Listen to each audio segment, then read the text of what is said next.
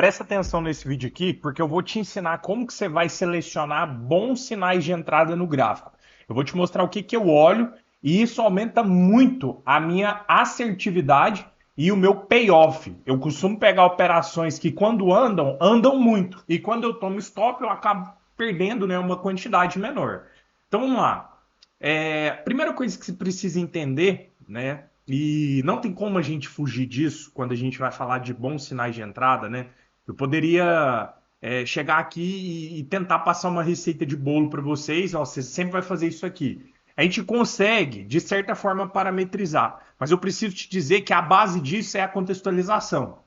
O que que é a contextualização? É o entendimento da movimentação do preço.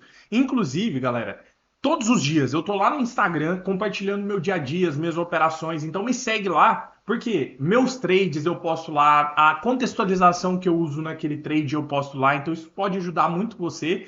E também tem a minha sala ao vivo, onde eu compartilho todos os dias de sala ao vivo a minha leitura com os alunos. Eu vou mostrando todas as possibilidades de trade, inclusive esse trade que eu vou mostrar aqui para vocês hoje. A gente fez a leitura lá dentro da sala ao vivo, muitos alunos pegaram. Então, se você tem interesse em aprender, às vezes você já fez um monte de curso e nunca conseguiu ter resultado ainda, né? De fato, você sempre fica oscilando ali. Então, clica aí e vem falar comigo. Vamos lá. O mais importante é o contexto, é você entender o movimento do preço. Galera, tá caindo um pé d'água aqui que você tá doido. Tá tudo tampado aqui.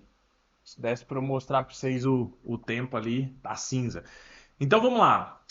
Nesse dia aqui, ó, no dia de hoje, no caso, né, o mini dólar, ele abre um padrão de consolidação. Por quê? Porque a gente observa aqui, ó, o candle 1, ele marca máxima e mínima. E olha só quando o mercado ele tenta romper a máxima. O candle 3 rompe, o 4 devolve. Então o mercado ele não estava conseguindo romper nem topo nem fundo. Então eu vou trabalhar dentro desse cenário específico de consolidação. Por que que é importante você saber o contexto? Porque no contexto eu já sei aonde eu quero operar.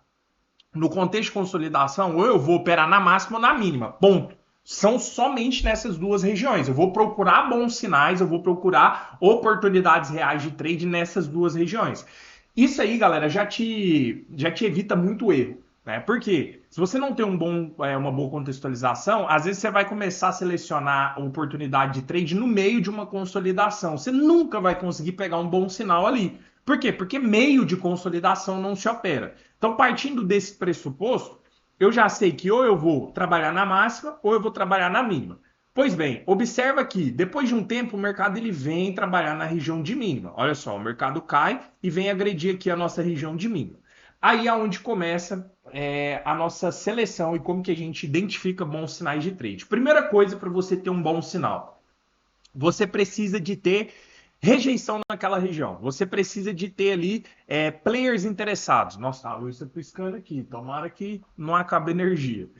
Então vamos lá. Se eu estou numa região de mínima, eu preciso ver comprador interessado nessa região. Como que eu vejo comprador? Através do pavio inferior, sombras inferiores. Quanto mais pavio inferior você tiver, melhor. Se você estiver vendo muito pavio superior em uma região de mínima, esse trade aí, né, esses gatilhos não são tão legais para você assumir trade. Aí já começa a ficar um trade ruim. Então olha só, olha como esse candle 12 ele mostra bastante pavio. É um candle interessante. Só que o candle 13, galera, ele começa a romper a mínima. Opa, talvez uma pressão vendedora ganhando força. Só que olha o 14 já devolve, ou seja, comprador segurando. O comprador não estava deixando o vendedor romper fundo. E aí depois observa de novo ó, a formação dos candles. Olha o pavio, pessoal. Olha o tamanho da rejeição. Olha esse 16, o tamanho da rejeição. Quando eu vejo isso aqui, em uma região estratégica, que no caso é a região de mínima, eu já sei que eu tenho uma possibilidade de trade ali. E aí eu começo a criterizar se é interessante ou não, observando primeiro o gatilho, bastante rejeição. Bom sinal. Outra coisa que eu avalio, o espaço que tem para o mercado se movimentar. Eu avalio qual que é a quantidade de região que o preço vai ter que romper para ele pelo menos me dar ali uma parcial. Então, por exemplo, aqui para cima nós tínhamos a região dos 60 minutos, que é essa linha aqui, em verde que vocês estão vendo. E depois acima nós tínhamos essa região do topo. E mais um pouco acima nós tínhamos região do bola. Então vamos lá, se eu pegasse esse trade na ruptura aqui, ó, o meu stop ele ficaria na casa de 13 pontos e meio. E aí para eu buscar uma vez o risco, galera, ó, eu vou projetar uma vez e meia. Olha onde o mercado teria que chegar, lá na máxima do dia. Ou seja, ele precisaria romper a região aqui dos 60 minutos e entrar para dentro da máxima. E para ele andar um alvo maior, tipo 3 vezes o meu risco, ele ia ter que andar muito mais. Ele ia ter que buscar ali ó, um movimento de 40 pontos. Ultimamente o preço não está se desenvolvendo tanto, né, essa amplitude. Então o que eu avaliei aqui? Para encurtar o meu stop, eu avaliei uma entrada na vantagem. Que é o quê? Não pegar na ruptura, esperar o preço testar um pouco para baixo e aí sim eu faço a minha entrada. Então, eu avaliei pegar esse trade aqui na abertura mais ou menos desse candle 17. O meu stop permaneceria técnico, abaixo da mínima. Só que agora já era um stop de 10 pontos. E o melhor, o meu alvo, que antes estava lá na máxima do dia, o de parcial, eu já consigo encurtar ele bem antes da máxima. E se eu fosse matar esse trade na máxima do dia, galera, eu já conseguiria um alvo de 2 para 1. Olha só, matando em 2 vezes o risco, praticamente ali no topo. Então, esse alvo inicial, aonde eu só tinha um obstáculo, é o que me chamou a atenção e me fez querer assumir essa operação. Quando você tem muita região, galera, no meio do caminho, tipo, tem, sei lá, vamos colocar isso, tem região de 60 minutos, você tem região do diário, você tem região do 4 horas. Quanto mais pontos existe entre a sua entrada e o seu alvo, mais difícil é que o mercado chegue lá. E quanto menos regiões existe entre a sua entrada e o seu alvo, mais fácil é que o preço vá lá. Outra coisa, quanto menos ponto o mercado precise se deslocar até o seu alvo final, mais fácil é dele chegar lá. E isso aí, galera, é lógica. O que é mais fácil? O mercado andar 10 pontos ou ele andar 30, 40, 50 pontos? Lógico que é mais fácil ele andar 10 pontos. Então, quando eu reduzi o meu stop para 10 pontos, eu coloquei o meu alvo antes da máxima do dia. Ficaria por cima dos 60? Ficaria, mas na ruptura também ficaria. Só que na ruptura ele ainda ia ter que chegar lá na máxima. Às vezes aqui, se o mercado pelo menos chega próximo do meio dessa região, se ele volta, eu já não perderia mais. Pelo menos a minha parcial já teria feito. Então, eu identifiquei que, pelo menos para uma parcial, era um trade que estava interessante. E depois que eu faço parcial, que eu tiro o risco, eu posso tentar um alvo maior. E nesse caso, para eu tentar buscar um alvo maior, eu tinha duas regiões no meio do caminho.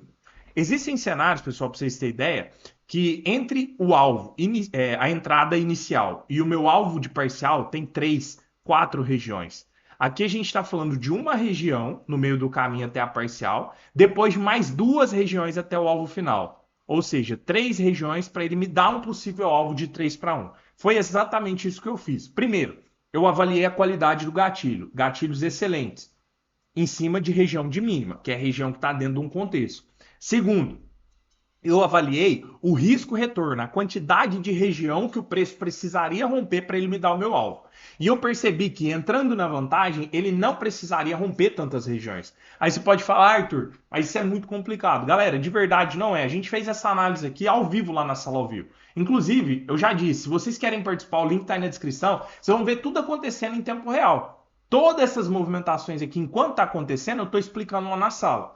Então, o alvo de parcial ficando antes da máxima, se eu fosse tentar um alvo de 3 para 1, eu teria a máxima do dia e o bola. Foi exatamente isso que me levou a assumir o trade. Os gatilhos ficaram bons, a minha parcial ficou próxima, 10 pontos, e aí eu faço a minha parcial em uma vez o risco, protejo o meu trade, e aí eu soltei o meu alvo final lá em 3 para 1, em 30 pontos.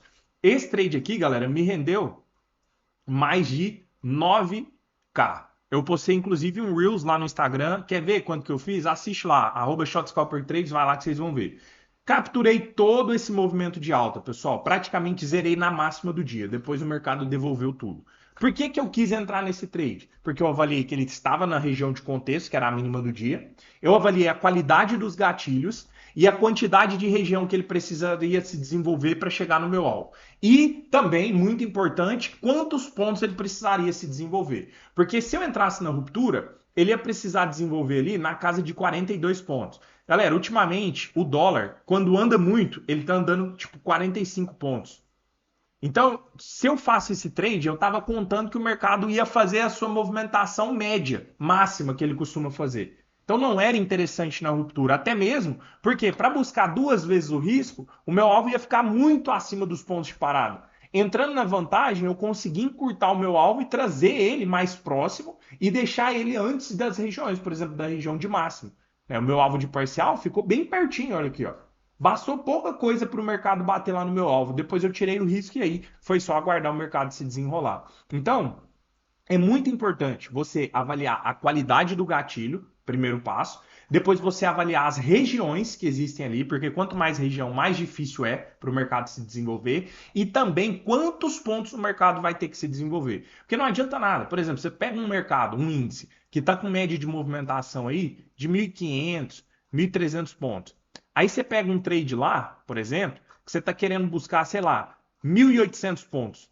Cara, praticamente impossível o mercado andar isso aqui, ó. A média de movimentação dele está aqui dentro, entende? Então é muito importante também você observar quantos pontos ele vai ter que andar para chegar no seu alvo. Não adianta você querer extrair leite de pedra, né? Isso é muito importante também. Galera, é isso. Se você gostou, fortalece no like. Quer operar ao vivo comigo? Link na descrição. Tamo junto, um abraço e até o próximo vídeo. Valeu!